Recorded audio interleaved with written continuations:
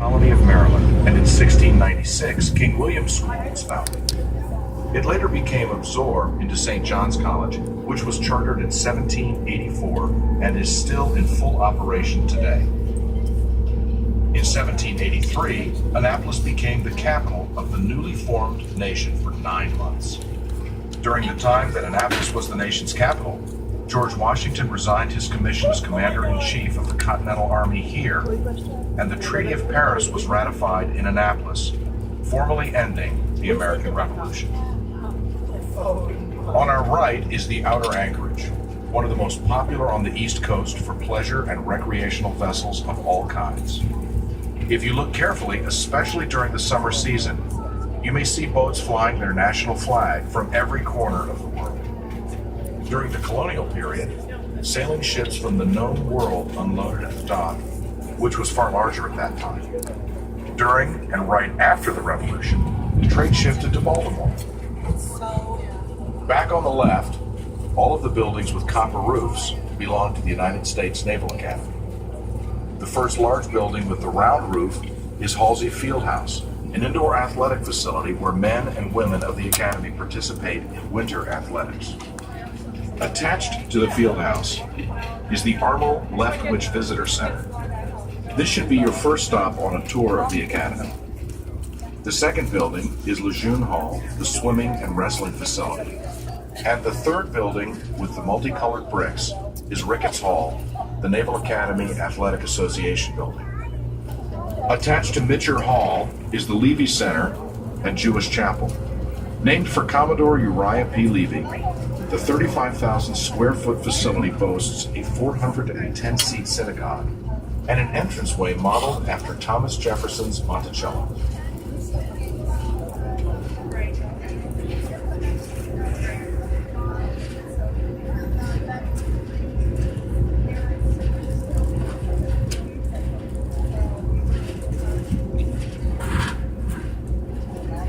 As we leave Spa Creek, to your right you will see the mouth of the Severn River and the Chesapeake Bay. We will be heading out in that direction a little later, and we'll talk more about that then. For the present time, keep your view to the left.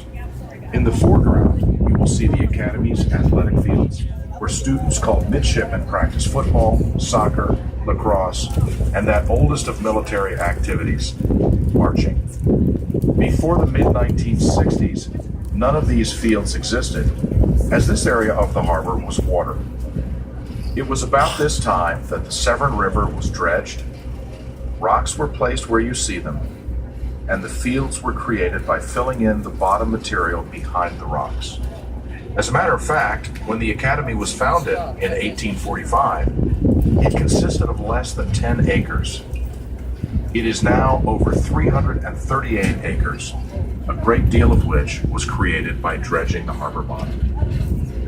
Again on your left, you will see what appears to be a complex of buildings, but is really one, Bancroft Hall, the dormitory of the men and women of the Academy. If you were to look down on Bancroft Hall from the air, it would appear like the letter H. It is reported to be the second largest dormitory in the world, housing approximately 4,000 men and women. It contains 4.5 miles of corridor and covers over 35 acres of floor space.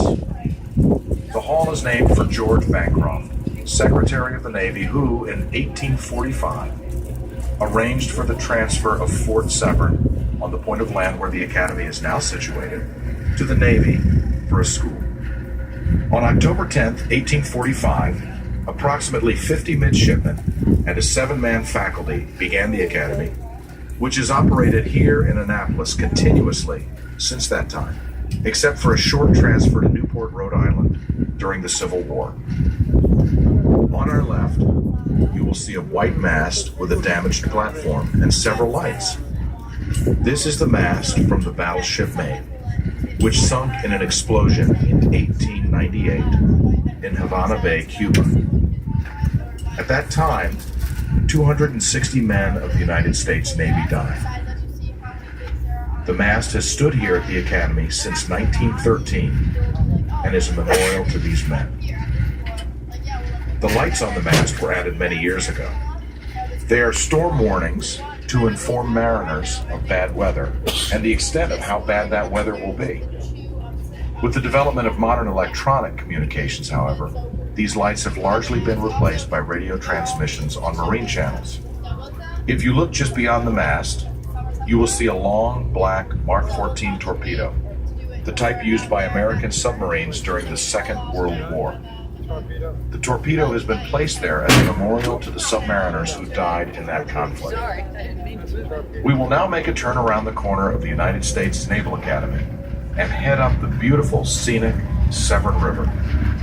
As we do, you will see a green light on a three-sided base. This light, named Triton Light, was furnished as a monument by the Naval Academy class of 1945 and holds a glass sphere containing water from the 22 seas of the world. The water was obtained by the USS Triton submarine, which made the first underwater circumnavigation of the world in 1960. This light is dedicated to the safety of those naval personnel who serve their country aboard submarines.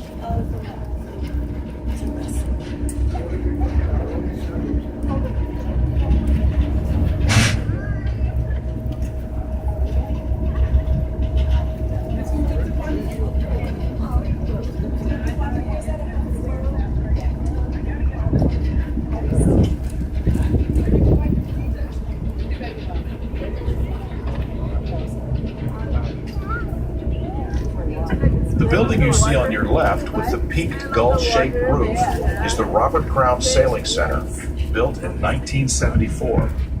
This is the headquarters for all sailing activities for the men and women of the Academy. The art of sailing is still considered to be important training for the midshipmen.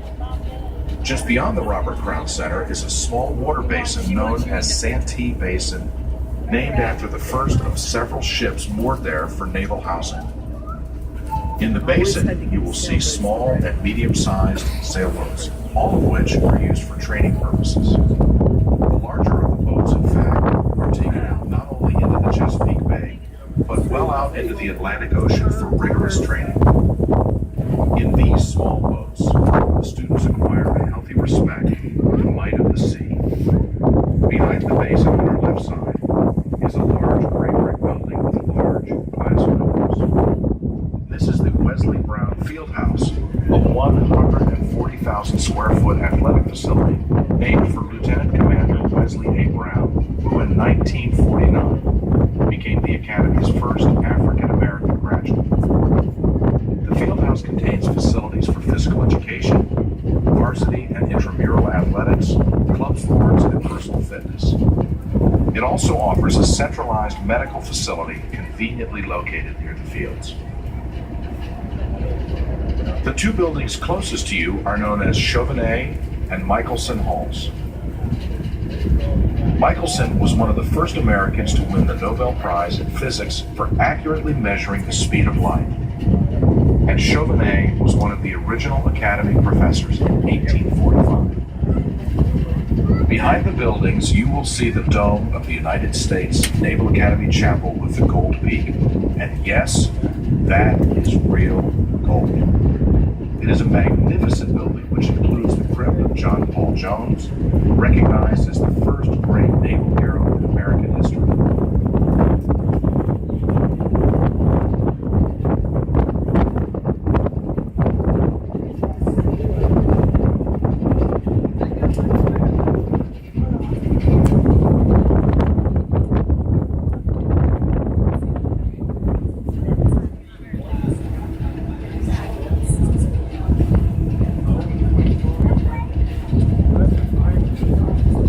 Alongside of Michelson and Chauvenet Halls, you can look between them and see the exterior of the chapel structure.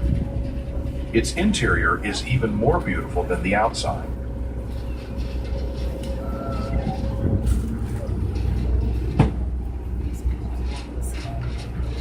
The Severn River runs ahead of us approximately 11 more miles to its headwaters, where archaeological findings indicate that Native Americans lived at least 10,000 years ago. The Native Americans, however, left the area shortly after Annapolis was founded.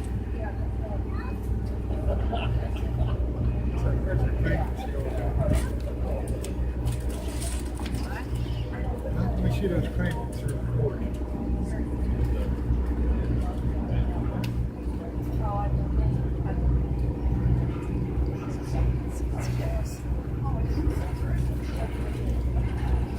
We are going to make our turn now, and as we do, there are a number of points of interest that you can view from the left or port side of our vessel. First and foremost is the small body of water that you see along the side of the classrooms. It is known as College Creek. This creek divides the Naval Academy and continues on up to St. John's College. Just beyond the creek is an attractive gray building that once operated as the United States Navy Hospital.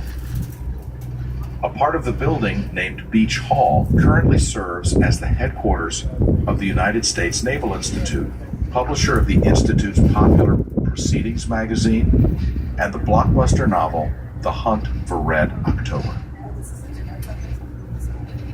The two bridges you see spanning the Severn River are important arteries for the region's busy land traffic. The nearest, Route 450, is known as the Naval Academy Bridge and was completed in 1994. It carries local traffic between Annapolis and residential areas on the far side. The current bridge has replaced two earlier bridges, the first of which was built in 1886. The bridge in the background carries Route 50 and Route 301 traffic from the Washington, D.C. area and points south to the Chesapeake Bay Bridge and the eastern shore of Maryland. In the background beyond the first bridge is a magnificent white structure now known as Atria at Manresa. Originally a Catholic retreat, Manresa is now a deluxe retirement home and assisted living center. Finally, as our vessel comes about, you can see a few of the beautiful homes that adorn the banks and bluffs of the river, as well as many of the creeks that flow from both sides of the Severn.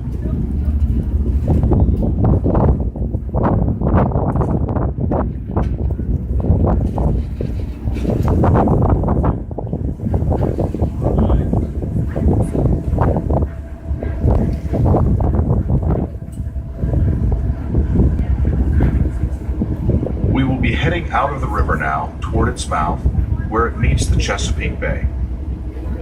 There are many creeks in the Chesapeake Bay, such as Spa Creek, from which we began our trip, and there are many rivers, such as the Severn River, that we are on now. If we added them all together, the shoreline of the creeks, rivers, coves, islands, and the bay itself would total approximately 7,000 miles, more than the shoreline of the east and west coasts of the United States combined. The Chesapeake Bay is the drowned valley of the Susquehanna River, which has its beginning in Cooperstown, New York, winds its way through the state of New York, through the Commonwealth of Pennsylvania, and into Maryland, where the river enters the bay about 65 miles north of here. At Annapolis, we have an average tide rise and fall of approximately 1 foot. The water is slightly salty, although the flow of the Susquehanna River keeps the Annapolis water reasonably fresh. The bay produces an abundance of seafood, two of the most famous, of course, being the blue crab and the Chesapeake Bay oyster. Oysters traditionally are taken in the winter, spring, and fall during any month that has the letter R in its name. Oysters are retrieved from the bottom by the use of tongs on motorized vessels or by scraping dredges from sailing ships known as skipjacks. Skipjacks are watercraft specific to the Chesapeake Bay that comprise some of the last sailing, working fleets in all of America. During the warm months, the watermen of the Chesapeake Bay switch from catching oysters to the blue crab, which is caught commercially in two ways. First, on a trot line, which is a long rope with hundreds of baits used in the rivers, and secondly, in crab traps, which can only be used in the bay proper and not in any of the rivers or creeks. Our crabs come in two forms, either hard shell, which can be steamed whole, or added to many different recipes. Or soft shells, which is a temporary stage that occurs during natural growth after the crab has molted its older, smaller shell.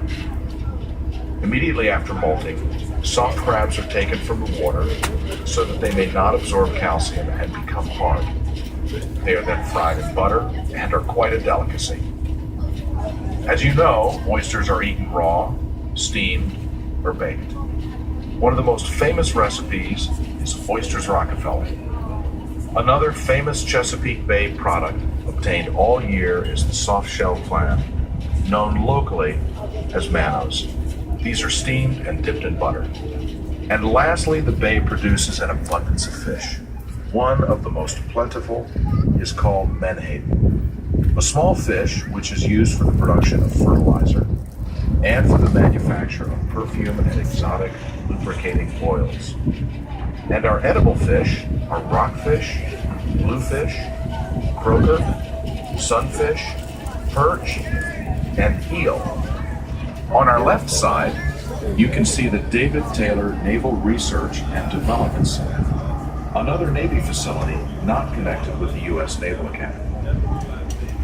Rear Admiral David Taylor was director of the U.S. Experimental Model Basin from 1898 until 1914. The basin was a 470-foot towing tank located in the Naval Yard in Washington, D.C. The building housing the towing tank is now part of the Naval Museum there. Here at Taylor over the years, considerable research was carried out on such things as improvement of paints, welding and building procedures, propeller designs, and other activities that made Navy ships perform more efficiently and last longer. The facility has now been shut down and transferred to an independent firm for private development. On our right side, as we pass the Naval Academy seawall, you can look up through Spa Creek and see just a few of the many sailboat masts that have caused Annapolis to be known as the sailing capital of the United States and now the home of the National Sailing Hall of Fame. On our left, you can see a boat basin with a number of small, gray vessels docked there. These are known as YPs, or yard patrols, and are used by the midshipmen as small, compact training vessels. They are taken out into the Chesapeake Bay, where the men and women of the Academy learn the maneuvers, navigation, and signaling that will later be required on the large ships. The largest buildings just beyond the basin used to be airplane hangars and contained what were known before the Second World War as yellow perils. These were small two-winged seaplanes in which midshipmen learned to fly. The planes received their name Yellow Perils from their yellow color and the perilous nature in which they were landed. One of the last remaining seaplanes of this type is on display and may be seen at the Smithsonian National Air and Space Museum Annex in Dulles, Virginia. Many years prior to the hangars being erected, the site and the immediately adjoining area were occupied by three forts, known during their times of operation as Fort Beeman, Fort Nonsense, and Fort Madison. Just beyond the hangars, you will see three tall radio towers mentioned at the beginning of this tour. These are remnants of yet another Navy facility which produced very high-power, low-frequency radio signals that were used by the Navy to communicate with their ships in any part of the world. Additionally, because of the low frequency, the signal could be used to communicate with submarines up to a depth of approximately 50 feet. Those towers, originally erected in 1917, have now been replaced by modern technology, such as satellites. All but 3 of the original 17 towers were removed in 1999. The 3 remaining are used for navigation and as a platform for antennas and osprey nests. As we come out of the Severn River, you have probably noticed a number of floating objects that are not boats. These are aids to navigation known as buoys. Some are red, some are green, some have lights, and some do not. You will notice that they are all numbered. These buoys are strategically located at the edges of sandbars and along the edges of deeper channels. Navigators, with the aid of marine road maps known as charts, can identify these buoys, calculate position, and determine where the mariner might be. Also, of course, since boats do not have headlights, some of these buoys are lighted so that they may be identified in the dark. In order to be distinguished from each other, some of these lights are green and some are red. Others are white and some flash at different time intervals.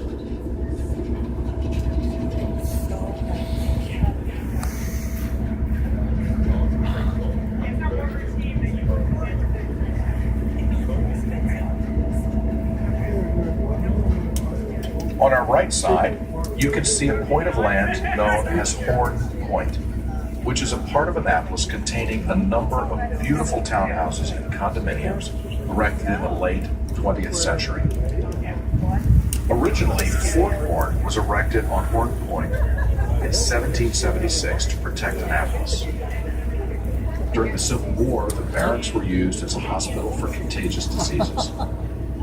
Off in the distance on our right front is a point of land known as Tolly Point, and it is here that the right side of the Severn River enters the Chesapeake Bay. On the left side, closer to us, is Greenberry Point, and it is here that the left bank of the Severn River meets the bay. The water beyond us, where you might see ships anchored, is the Chesapeake Bay itself. And the land in the far distance is a part of Maryland known as the Eastern Shore. Maryland, as you know, is completely divided by the Chesapeake Bay into the Eastern Shore and Western Shore, which is joined by the twin spans of the Chesapeake Bay bridges. It is on Greenberry Point, on our left front, that Protestants from Virginia in 1649 established the first settlement, which they called Providence. Within 2 years, some of these settlers took up land at the present location of Annapolis. If we were to turn left around Greenberry Point, the distance to the port of Baltimore is approximately 26 miles and 65 miles to the head of the bay where it enters the man-made Chesapeake and Delaware Canal. The canal was originally opened in October 1829 and connects the bay with the Delaware River, Philadelphia, Delaware Bay, and the Atlantic Ocean.